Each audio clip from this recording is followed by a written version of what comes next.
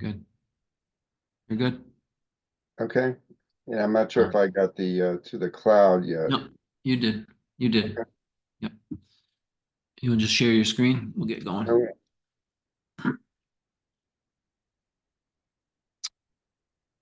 All right. Well, good evening, everyone. Thank you very much for taking the time to join us this evening. My name is Will Meikle. I'm the chapter chair for the SCORE Western Connecticut chapter, who is bringing this event to you this evening. Thank you for taking the time to listen to this very interesting and informative webinar. Couple housekeeping items. You'll notice that all of you are on mute, as well as not on camera. That is really designed to optimize the video experience for everybody and not have any disruptions. But there will be an opportunity throughout the meeting this evening, as well as at the end, for Q&As. If you have a question as the meeting is going, please click on the Q&A button at the bottom of your screen and enter it in there. Hugh will be watching for that as the evening goes. And if he doesn't get to it during the event, he'll catch it at the end. The other thing is we will be sending you out a replay of the material in the webinar that you'll hear this evening. So no need to sit there and take a lot of notes. You'll be able to look back at the event itself. You should get that sometime tomorrow. So with that, I would like to turn it over to Hugh Tansey, who will lead you through this conversation tonight. Hugh's going to introduce himself and his background, but needless to say, he has a great deal of experience and a professional career in the whole area of product and service development. So perfect expert to run you through this program this evening. So Hugh, with that, I will turn it over to you. Sure. And you can hear me okay? Just checking. Yes, very much so. Yep. And I should also probably go into presenter mode. You're good right now. Okay. Yeah. So good afternoon. Could be good morning, I guess. Let me get my screen adjusted here.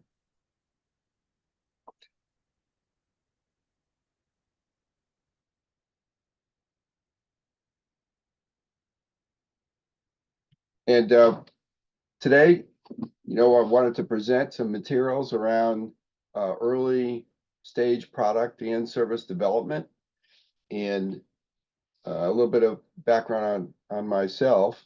I have a variety of different experiences, 45 years in basically life science equipment and instruments.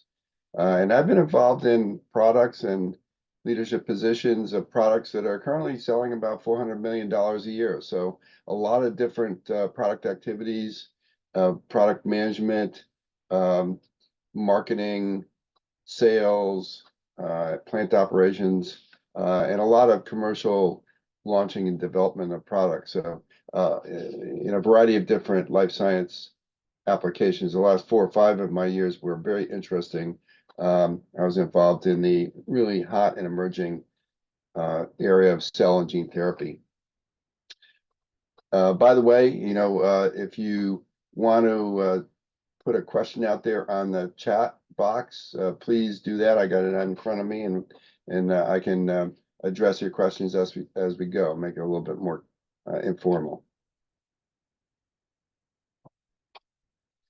So topics for today: early product development. And basically, I'm presenting a simple framework for entrepreneurs or early startup folks to think about. We'll also talk about market research, a little bit about intellectual property and sales channels, and getting to what's called a minimum viable product, something that you can actually start selling, whether it's a service or sale.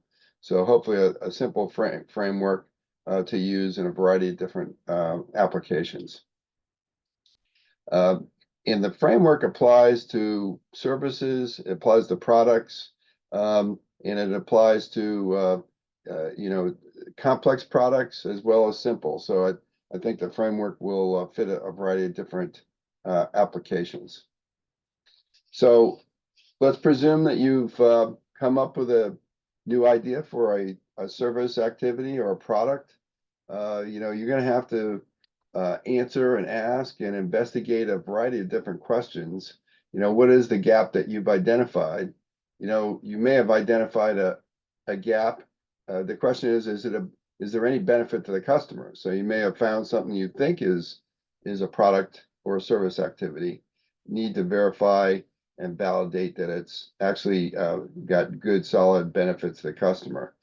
It's always useful to get information. The more information, the better off you are in early stages of a company. Who are your customers? Where are they getting their money? How much are they going to spend? Ultimately, as we mentioned on the previous chart, will the market pay for it? The competitive environment is very important, and the question for you as an entrepreneur is, are you differentiating from the competition? In many cases, when I'm mentoring folks in the early stage of companies, I'll hear, well, there's really no competition for me. And with a little bit of effort, you can quickly find that there is competition. It may not be identical to what your product is, but it could be an adjacency that is competitive, and the customer may be able to choose that versus your product or service. So what industry are you in? What's really the addressable market? So the question for you as a entrepreneur is, what is the biggest challenge here? What do you need to make sure you keep focused on, so that you can make sure that you get enough information early enough to make good decisions, potentially pivot. So, and of course, we've all seen, Shark Tank. Ultimately, as an entrepreneur, you may have to go get money. You may have to get money, friends and family, or maybe local sources, maybe angel investors, potentially a bank at some point. So the question is, what is your pitch? What is your product or service? I've talked to a number of folks who are starting out, and they don't have even sort of the exact product or service nailed down. They'll have an idea for service, but as you get into it, is it one or two or three things? Is it a whole portfolio of things? And who is your customer target? It's always good to think about your customers and try to develop a persona. Who is your customer? Even though you may apply to a number of different customers, it's good to have sort of an idea who that customer is, in terms of geographic, different groups, different socioeconomic groups, whatever. There's a lot of different segmentation you can do. And of course, how big is your market? Ultimately, if you have a product or a service, it's probably not just you. You're going to have to build a team. So you'll also have to keep an eye on who your team is, or what gaps do you have. And even early on, looking for money, it's okay if you don't have a complete team, as long as you have an idea of what are those gaps that you're lacking at this point. I do have a slide on IP. I'm not a patent attorney, but there's a lot of simple concepts that you could follow up on, either with the U.S. Patent Office or your friendly local attorney, because to protect your idea or to protect your device, etc. And ultimately, what are you going to use the money that potentially I would give you, or Shark Tank would give you? So, which question of these do you think you need to really focus on early on with your business? So you're all about creating value that the market needs. So, on your side, you've created an idea about a business, a service business, or a product business. And, the question is, does your product actually work? How is it different and unique? Do you even know the cost of making it? All these fundamental questions that you'll need to know and answer. On the market side, you'll need to be alert to and investigate, does the market want it at all? And if they do want it, what are they willing to pay for? And are there alternatives? So there's a lot of different questions that in this Venn diagram, carve out the value that you're going to be bringing to the market. So, this is a framework for today. It's not that complicated. It's only got 5 elements to it here. And you can think of it as a march towards the top part, which is the minimum viable product. And there'll be, we'll have some description and discussion of that. And you start at the bottom. You could call it lab, if you're building an instrument or something, or you could call it garage if you're working on software or a service capability. And ultimately, you want to get as much customer information and feedback as possible to get to the final stage where you've got something that's the bare essential that you can put out in the market and sell.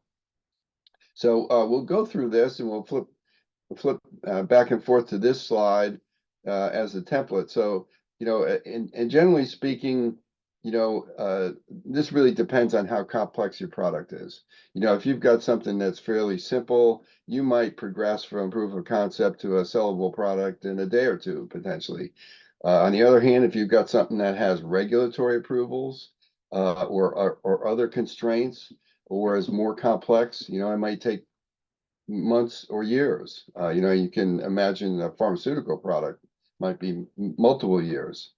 So I think of it that way, it can apply to a lot of different circumstances, and you might be able to move through these pretty quickly, or you may need to move through these and think about and investigate each step and what each step really means, and what information you need to continue to grow your business. So let's start at proof of concept. So proof of concept is sort of the basic demonstration that showcases your idea, and it might be showcasing your idea for an investor. So you might consider, you've got an idea for a business, you want to start finding some funding resources. You might have something at the proof of concept stage that at least gets you in the door and starts engaging that. So let's take a look at the proof of concept. And it could be a whole variety of things. It could be a paper model. It could be a 3D printed part for software. It could be, a wireframe description of the different elements that go in or are part of your software program. For service, could be a list of services. It's useful to have this, and maybe you just have it in your mind, but as you move forward, writing it down always helps. It puts it on paper. It's sort of a litmus test for yourself. And what's the value proposition? What problem are you solving, and what kind of customer group or target group are you trying to go after? What's the persona of that group? It's possible that even at this stage, you may get some negative feedback that says this is not something that your target group is interested in. So you may have to pivot, but you may still feel like there's a market opportunity even if you have to pivot. So the question for you out there is, where are you in your early stages of business? What kind of prototypes might you have? Do you have a sort of a prototype list of services? Almost a prototype sales and price list that you can talk about and get feedback on. So that's sort of the proof of concept stage. You can quickly get to an alpha prototype. An alpha prototype really means that it's sort of functional. It has the proper form. It can be done. With something where you're inventing something, you definitely have to prove that it can be done, and that's typically at alpha prototype stage. It may look ugly, but it still works. For service businesses, it might be your polished web content that shows what kind of services you provide and how quickly you can provide those, what the price of these services are. So it gives somebody a concept of what it is you're in business, allows you to test it with customers. And potentially, you may have a small pilot group of customers you actually provide the service to. So that's the stage you're at. There's some other considerations here at this stage. Basically it's sort of does it work? Does it perform to what you think it needs to? Does your financial model that you envisioned still work here? Or have you found out that, the costs are probably going to be too high, or the pricing is going to be too low? And at this stage, you certainly should have shown it to customers or potential customers. And the question is, what kind of feedback have you gotten? You could get positive feedback, which is always great. You've got a great idea, you get positive feedback. But in many cases, you're also going to get negative feedback, which is also a good thing to have, because it could be the feedback you need to make adjustments on specifications, make adjustments on your concept of what your business is, maybe the list of services. Maybe you need to provide a couple more services so that the customer feels like you can come to them with the whole portfolio of what they need to get done. So you may need to make some pivots. So positives and negatives both are good. My question and little takeaway at the bottom: what's better, positive or negative? I think from my perspective, both are good.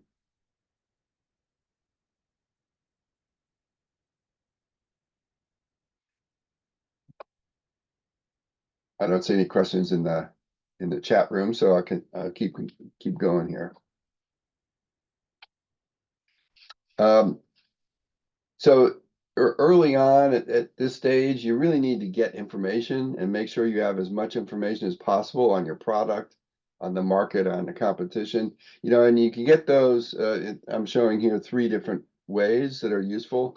Basically, you could talk to your customers. In primary market research, talking to your customers is very important. You do have to be wary of talking to customers and making sure that it's not biased.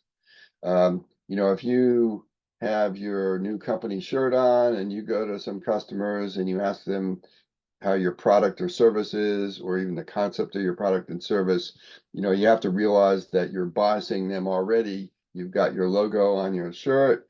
They don't probably want to offend you. So you really have to be careful on talking to customers to make sure that you've got timely and unbiased information. And there's a number of ways to do that. You can really get potential customers or clients to feel at ease giving you bad information. You can frame it up in a way that makes them feel comfortable that you really need the information, and it's okay to give you any kind of negative feedback. So that's one caution on talking to customers directly, which is of course, why a lot of companies do independent market research. But as an entrepreneur, you don't have the resources of a big company to do that. Secondarily, and I'll show you in another slide, information on the web is just endless. You also have artificial intelligence. You have ChatGPT. You can investigate that. You can ask that question.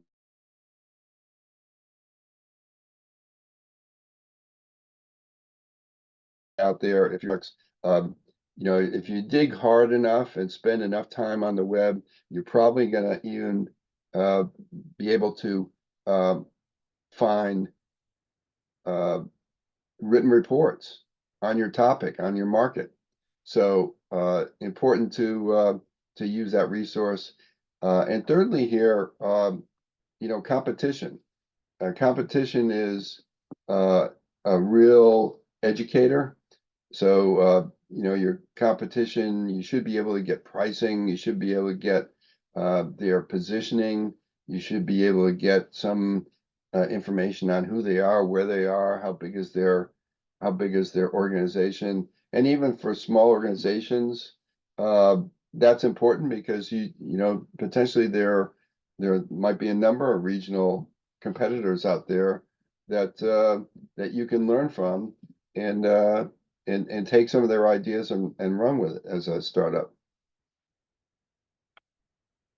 Um, I created this chart because they're just as a general understanding of market research, because you could do market research that is attitudinal, you're looking for attitudes or behaviors. You could also do, qualitative work, or you could get nitty gritty, do, very detailed quantitative work. Let's just look at the blue uh, circle here. If you're doing one-on-one interviews with customers, if you're going to do that in your early business to try to get good information, it's useful to probably develop a script of what you want to ask customers. And then, it may be useful if you have a partner or you have other folks in your company, and if you're going to be talking to a number of people, for example, you might be at a um, local conference or activity or farmer's market or who knows what. And if you have two people there, you can remember your script, ask the right questions, but also it's always good to have two heads because one person from your company can be asking the question potentially. The other person could be sort of listening in detail to the answer and also anticipating the next question you want to ask. So we're taking notes. So note taking is really important. So, the one-on-one, and I talked about being unbiased. It's important not to get biased feedback, and you have to work hard to get unbiased feedback. Put people at comfort with giving you negative information. So that's an important part. Let's jump up to the another fun part of market research is actually having a product, giving it to customers, letting them explore the features of your product or a user interface, or if it's a software app, just the functionality, the form and function. So what you're doing is you're looking at their behavior, they're handling your product, they're maybe going through the menus, they're potentially using it if it's functional at that point. And that's a different type of approach because you're looking for their behaviors. What do they like and dislike? What are they having trouble with? A good example I've run into recently is in the automotive industry, looking for a new car. A major part of the new car is the infotainment system, and it can be really good or it could be really bad, depending on who designs it, who designs all the touch screens, the buttons or lack thereof. Where is it all? How does it work? How do you find things? So, but that's so I would say the blue and the green are really important things for entrepreneurs that they can do themselves.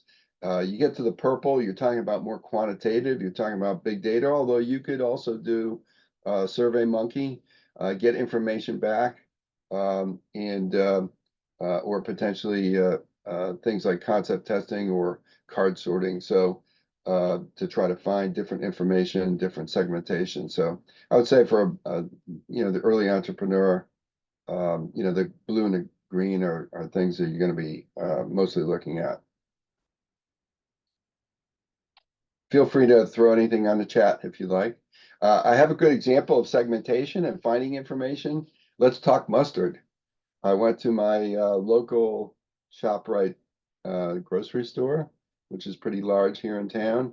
And to make this slide very quickly, it probably took me 10 seconds to find the fact that the US market is $1.8 billion mustard market. So when you look at this slide and look at all the different types, you can very quickly look at your competitors. Let's say you're coming out with a new mustard or mustard like barbecue sauce or something like that. There's a lot of different competitors out there. How are you going to stand out? Are you in the stone ground? Are you Dijon? And the pricing is quite extravagant there. You could get a small bottle, and I think this is all on a per ounce basis, $17 down to $2. So I think, the point of this slide is that there's a lot of information out there. Some of it's practical out there in the market. And even if you have a simple business, a simple service business on a particular product, you can find information out there about your competitors, about customers, and put it to good use to tailor your business to make sure you're creating that good value for the customer. So let's get back to our chart. So we're up to a functional beta.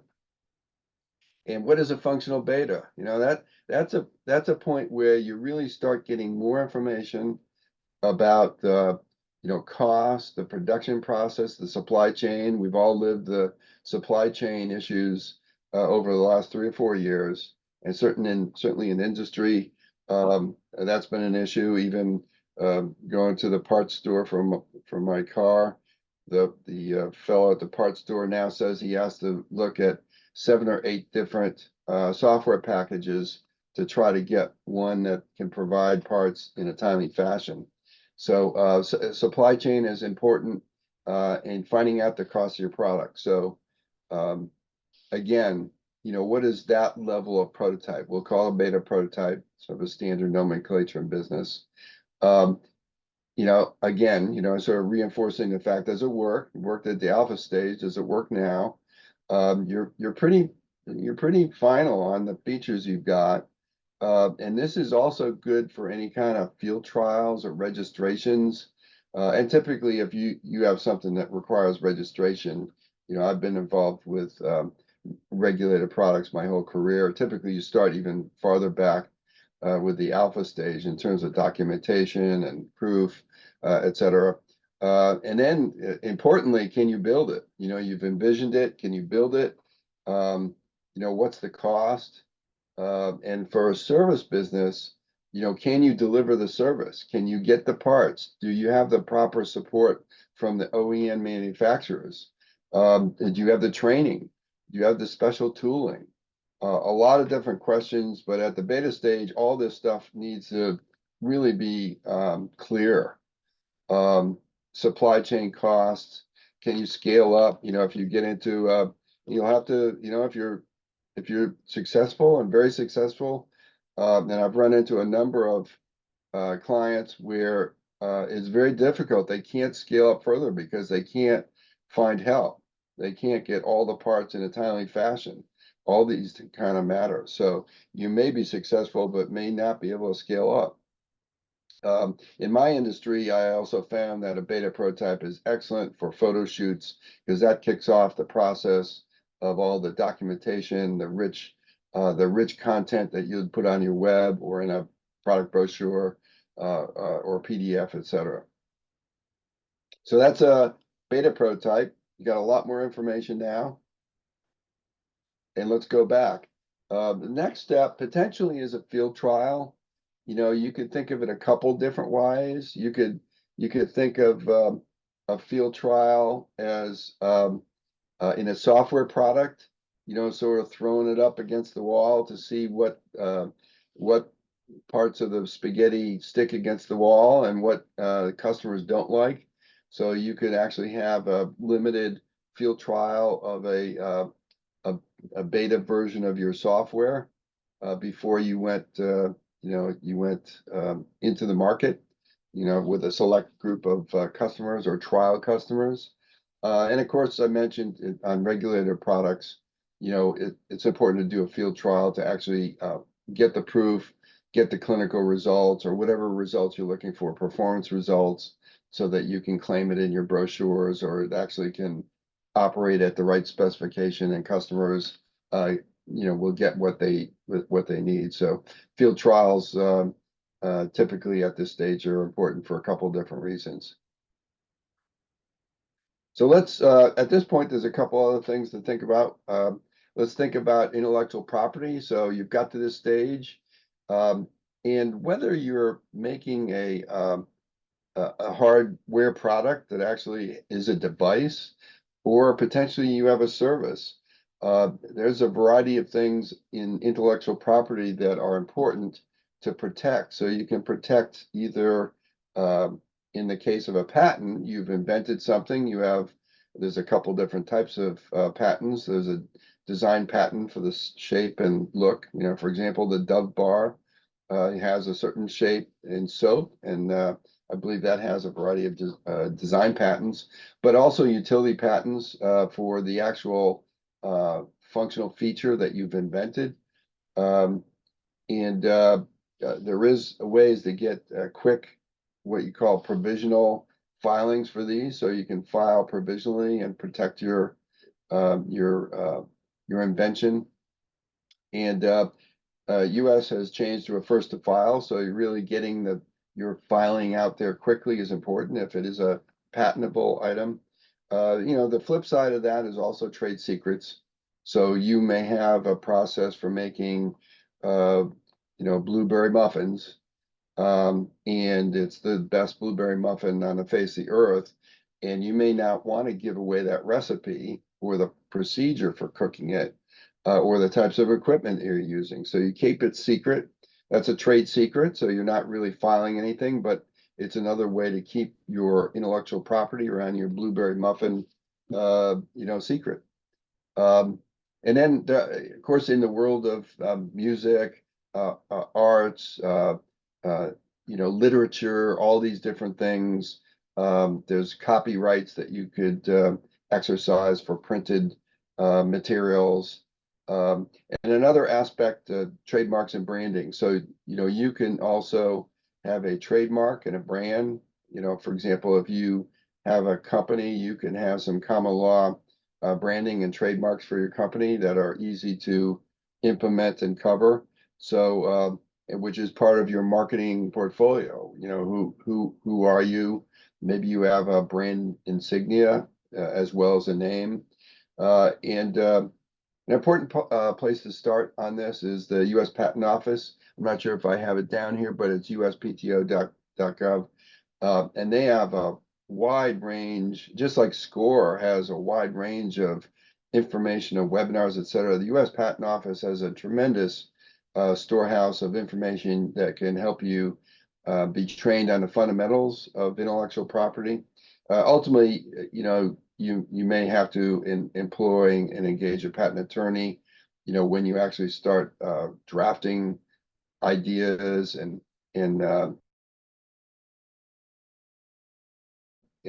also, if you have invented something, be careful that as you talk about it, you are disclosing it. So, filing for a patent is important. You put your stake in the ground. If you bring something to a trade show and it's now public, then that voids your ability to patent certain things. So keep that in mind. So either the U.S. Patent Office or a patent attorney on these kind of matters.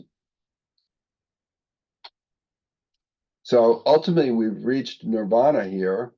We've reached the minimum viable product. We know the cost, we know the performance.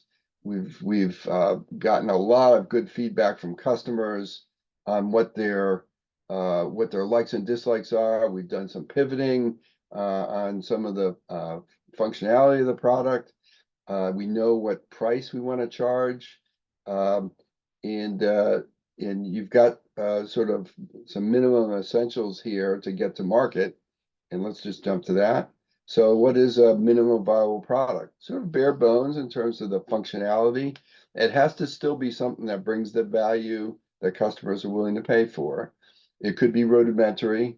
The first iPhone was not the iPhone that we've got here today, that's for sure. This has actually replaced some of my cameras. And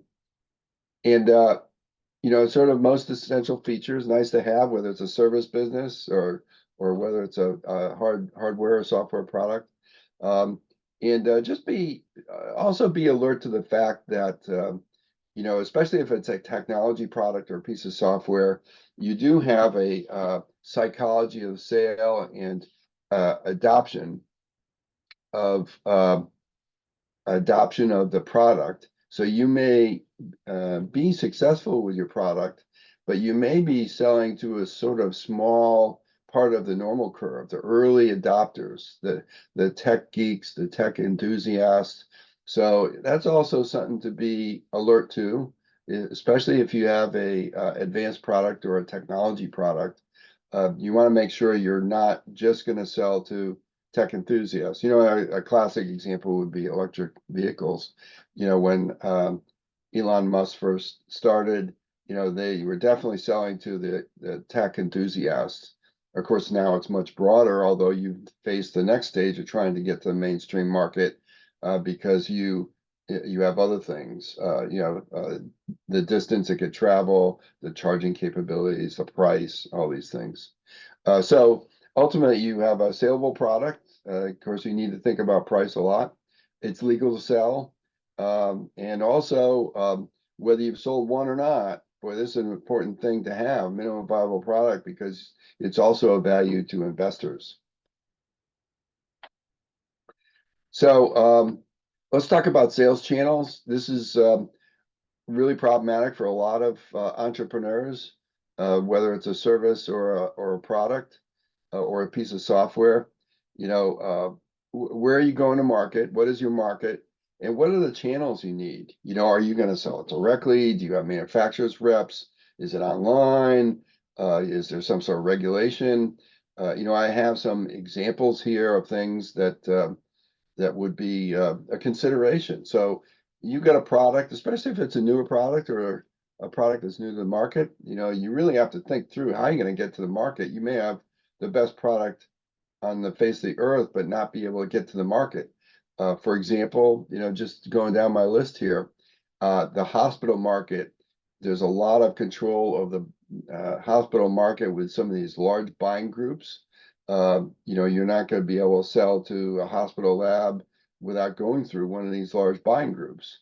Uh, for example, my mustard example, you are not going to get on that shelf in ShopRite unless you have access to a channel and have the the food customer willing to give you 3 inches of shelf space.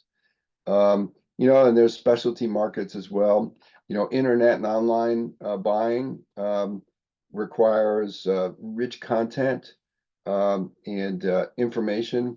If you're going to be on Etsy, you're going to have to comply with their rules and also understand how to best navigate a site like that to get your products, visibility. Are you in a regulated channel? Pharmaceuticals would be a regulated channel. Beer is a regulated channel. You have to go through certain dealers and distributors. You can't just be selling directly to a number of stores or direct sales if you're actually trying to sell something directly. So the final line there is an interesting question you also have to ask. If you develop something, whether it's a service or a product, it's possible that licensing that might be a path forward for you too, as opposed to establishing a large network to sell your product. So at the bottom line, sales channel is really important, need to be thought through as you pace yourself through this sequence of prototypes, field trials, minimum viable product. And then, maybe a last comment here on marketing plans. What is your budget for marketing? Pricing, we didn't really talk about marketing, pricing, and positioning. We've mostly been talking about developing the product and service, the branding. Who are your target customers? I mentioned customer personas. Developing a customer persona, getting it written down is pretty useful. It makes you think through who the customers are or who the adjacent customers are that you might be able to expand to. Channels, we talked about sales on that last slide. Can't overemphasize enough digital content. I was in the lab equipment industry, expensive lab equipment, a scientist, but our first thought was always when we're launching a product worldwide, having the right social, mobile, rich content, images, videos, short videos. These are really important in many cases, even if you're a local, regional service provider of some fundamental service. people are going to go to your website. It's going to have to look good. It's going to have to be navigable. Some websites are not. So that's really important. And then, there are other things to consider for marketing plans, events, webinars, um, sales channel support. And then, for establishing a launch sequence, if you got a product, uh, inventory, where are you going to have inventory? How much, is your channel partner going to need to, require you to have X amount of inventory, in different regional warehouses? All these different, kind of things, having all your, marketing, sales, production planning things in order. Um, and ultimately tracking your results, how well you're doing early in your business. If you're not doing well, how can you pivot? What's going on? What does the customer feel about your product? So that's it for today. And then maybe we can still have a good group online here. Maybe we can go to Q&A. I'm sorry, I've had the Q&A uh, uh, covered up by my webinar chats. How can you find a good, let me just go down through them. We've got some time here. Mary was asking, how can I find a good product design company to help me develop my physical product, uh, which is a cardboard sandwich holder? One way to do that is to survey uh, probably your region to see who regionally are involved with product design. For example, I know there's a product design firm that's a good one, just actually blocks away from me here. Um, but I would say it would be like a dating process, because you probably can find a number of them on the web, etc. And talk to them, maybe visit them. You can see what their capabilities. All these product design firms have different specialties. Are they more focused on small medical devices? Are they focused on paper goods? Are they, a lot of them do have specialty kind of orientations. Um, Hopefully that answers some of that. And then Swan, how do you get customer feedback before you have patented the product? Well, you don't have to necessarily disclose, and you'll have to decide what are the patentable features. So you may want to confer with an attorney to find out what are the patentable features, and then you can talk to customers. You don't have to disclose who you are. You can keep some of the secret, but you definitely and you could talk about the product without potentially disclosing something. So it sort of depends on the feature. Probably good to talk to a patent attorney, and it is important to get customer feedback. Um, and potentially your invention might be buried deep inside that, or maybe not too obvious. Maybe it's not a obvious operator interface feature. Maybe it's something deep inside the software. So I think that's sort of a consideration. You need to probably figure out what are the things that you think are patentable. It's always good to make a list. Um, and and then talk to someone who's qualified and expert in this, on how you can do that, because you don't want to disclose it. Certainly you don't want to get into big forums that are public forums, uh and there are non-disclosure agreements and things like that.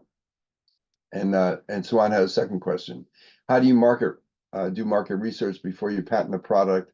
Oh, a similar question. Yeah, so I think that would be my answer. Is what are your patentable elements?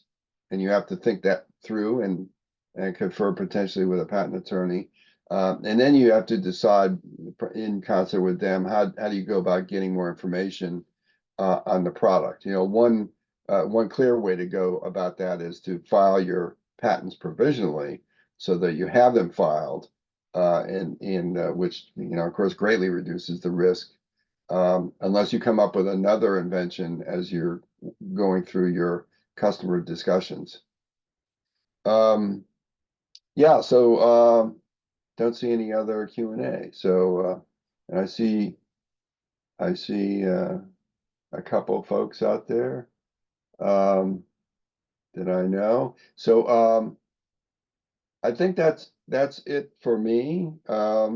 This is this is of course a small business powered activity with SCORE. So we affiliate with the Small Business Association. So thanks to them and to SCORE for the time and ability to have a seminar. So it looks like we've had a good activity here. Any final questions in the chat room or the Q&A?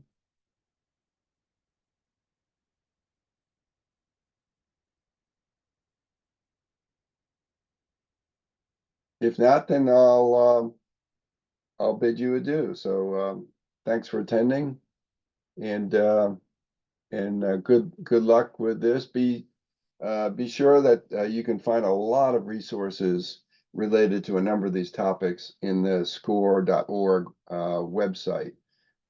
You can find all kinds of recorded webinars, templates, etc. So be sure to check our score.org website as well. Okay, thank you, and I'll bid you adieu.